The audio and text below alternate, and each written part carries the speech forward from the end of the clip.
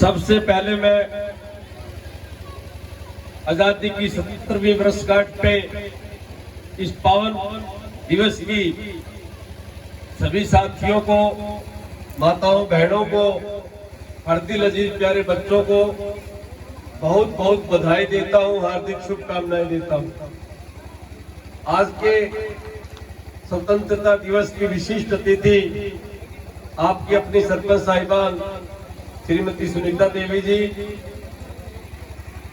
विशिष्ट अतिथि पूर्व में रहे जिला पार्षद भाई भरत सिंह परिहार जी, आपके अपने पूर्व में रहे जिला परिषद के प्रत्याशी भाई कमल बीसला जी, सिकंदर सोराण जी, रणवीर हरियाला जी, तैयर से भाई पिट्टी सूर जी और दूरदराज गांव से आए हुए मेरे सभी सम्मानित साथियों, गांव के पिता तुल्य सम्मानित बुजुर्गों, हम उम्र नौजवान साथियों, हरदिल अजीज प्यारे बच्चों, बड़ी खुशी की बात है कि गदरी गांव की पावन धरा पे बड़े उल्लास और हर्ष के साथ स्वतंत्रता दिवस मनाया जा रहा है। आपके इस छोटे से गांव ने पूरे भट्टू ब्लॉक में ही नहीं, पूरे जिला फतेहाबाद में एक उदाहरण प्रस्तुत किया है। क्योंकि जिस तरह से देख रहा था छोटे छोटे बच्चों ने जो प्रस्तुति दी, वास्तव में मास्टर जी ने पिछले 15-20 दिन से बड़ी मेहनत की है। मेरे हिसाब से बच्चे कम गलती कर रहे थे और ये साउंड वाला भाई ज्यादा गलती कर रहा था। साउंड वाले भाई को अपनी इस गलती का एहसास होना चाहिए। बच्चों का बीच में हौसला टूट रहा था, इनको अपने तार तूर ठीक रखने चाहिए। लेकिन छोटे छोटे बच्चों ने जो प्रस्तुति दी वास्तव में काबिले तारीफ थी। और ये मैं कहूँ कि दूर दराज के गांव में प्रतिभाएं बहुत छुपी हुई है, उनको सिर्फ निखारने की जरूरत है। और जिस तरह से आपके अध्यापकगण, आपके दूसरे सभी साथी सहयोगीगण इन प्रतिभाओं को निखारने का काम कर रहे हैं, तो जैसे हम कह रहे हैं कि आजादी बड़ी मुश्किल से मिली है, इसको संभाल के रखना हमारा सबका ये धर्म बनता है, कर्म बनता है, फर्ज बनता है। और इन छोटे छोटे बच्चों की प्रस्तुति देख के ये मैं कह सकता हूँ कि आजादी को कोई खतरा नहीं है, पौध हमारी बहुत अच्छी तैयार हो रही है। और जब मास्टर जी, मैंने आते ही कहा मास्टर जी एक दो जगह और जाना है, थोड़ा जल्दी करियो, तो इन्होंने कहा कि हमारी मेहनत आप देखना।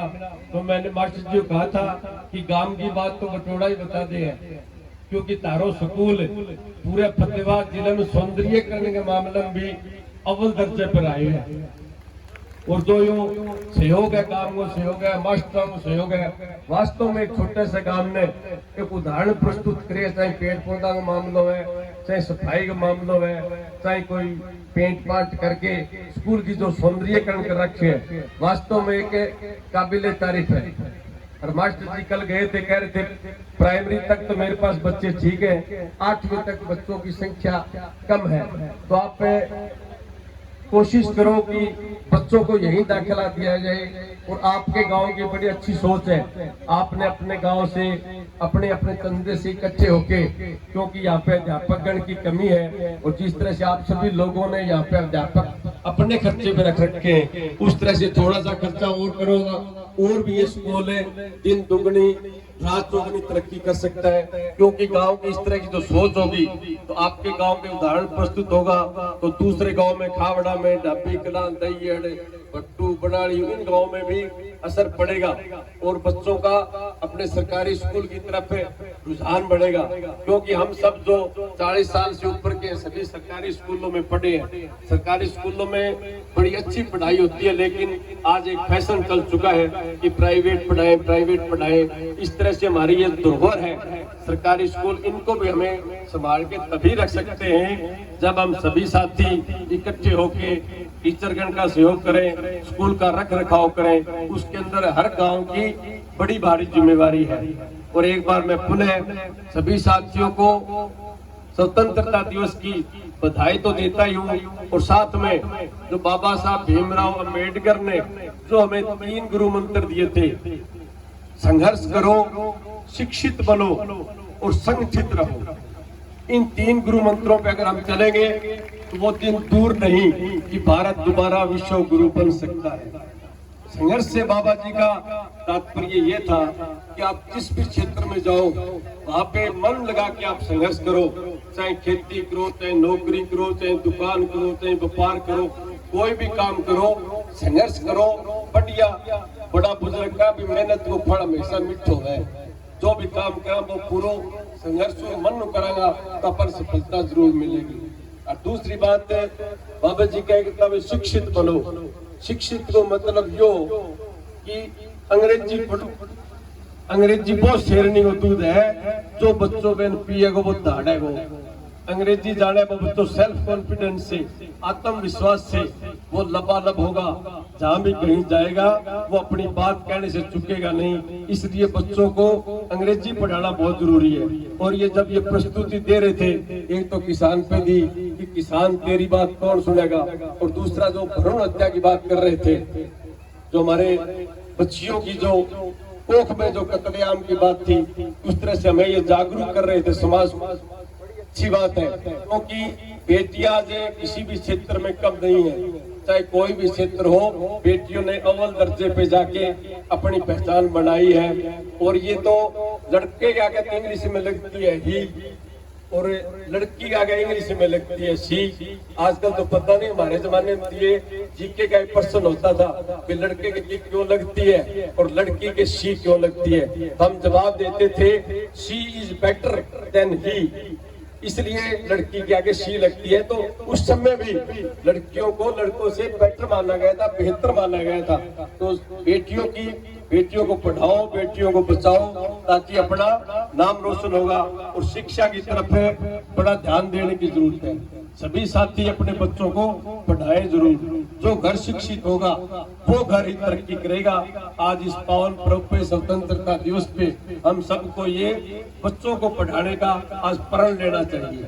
और तीसरी बात बाबा जी ने कही थी कि संगठित रहो। सबसे बड़ी बात आज के दिन एक रहने की है। संगठित रहोगे तो ही बचोगे, क्योंकि ये सांप्रदायिक ताकतें हमें आज लड़ा रही है। पिछले दिनों आपने देखा नूह के अंदर जो खून खराबा हुआ, ये कोई वैसे नहीं हो, ये षड्यंत्रकारी लोगों ने कराया था। इन लोगों से हमें बच के रहना है। अगर हम एक रहेंगे तो ये षड्यंत्रकारी ताकतें, ये सांप्रदायिक ताकतें हमारा कुछ नहीं बिगाड़ सकती। अगर भाईचारा मजबूत रहेगा, अगर हम एकजुट रहेंगे तभी हम बच पाएंगे। अगर हम एकजुट नहीं रहेंगे, इन फिरका परस्ती लोगों से, सांप्रदायिक लोगों से, भाईचारा तोड़ने वाले लोगों से, इनकी बातों में आ जाएंगे।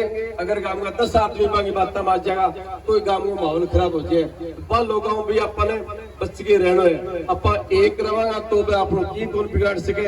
अगर अपना घर गए आपस में मारने लगेगा, फिर अपा भाई बच कौन सका। एक उदाहरण में तारा दू, एक किसान हो सीधो साधो, वो शिव जी की भक्ति किया करते हो। तो मैं इतनी भक्ति करी थी, एक दिन शिव जी भोलेनाथ भी प्रकट हो गया। बोले बोल किसान के वरदान मांगो। अब किसान ने पता को नहीं भक्तियों, शिव जी भोलेनाथ प्रकट हो जाएगा, ये वरदान मांगो। वो भोलो आदमी बोले अमर होना वरदान दे दे। अब शिव जी सोचो यार इन अमर करती हूँ, फिर देवता क्या करेगा। शिव जी असमंजस में पड़ गयो। तो शिव जी बोले अमर तो मैं तेरे कौन कर सकूं, एक वरदान दे इसको, जब तुम मृत्यु के नजदीक जागो तो यमराज ने तेरा पैरा का नहीं 5 मिनट ज्यादा खड़े ना रहने देंगे, फिर तू कौन मरेगो। वो बोले ठीक है मैं कौन खड़े रहने दूंगा। तो शिव जी बोलना तथास्तु कह गए, अंतर ध्यान हो गया। जब बड़े बुजुर्ग पेट पोता पोती हो गया, पोता की बुआ आ गई और वो बुढ़ो 80-85 साल को हो गयो। तो एक दिन यमदूत आ गया पैरा का नहीं, बुढ़िया के याद आ गई बात शिव जी आई। जब वो पैरा का नहीं यमदूत आते तो इन्ना हो जाए, तो वो इन्ना हो जाए। वो पोता की पूरी रोटी पोई, पेट सोचा दादा क्यों हो गयो। पेट बाहर ने छोरा ने लो मारे बोले छोरा तार दादे कर क्यों हो गयो। बार दादा ने समझाया था तो बोले मेरी वो थारी है, बोले चक्कर काट लेने दो। पर जब तक बात मानने को नहीं, ताने के ज्यादा दिखा माने में कौन दिखा है, पर मानने को नहीं। पर रस्सों ले आके दादा बांध दियो, बांधता है 5 मिनट पूरी होता है। वो यमराज बोले चाल भाई, तो बोले मेरी एक बात सुन ले।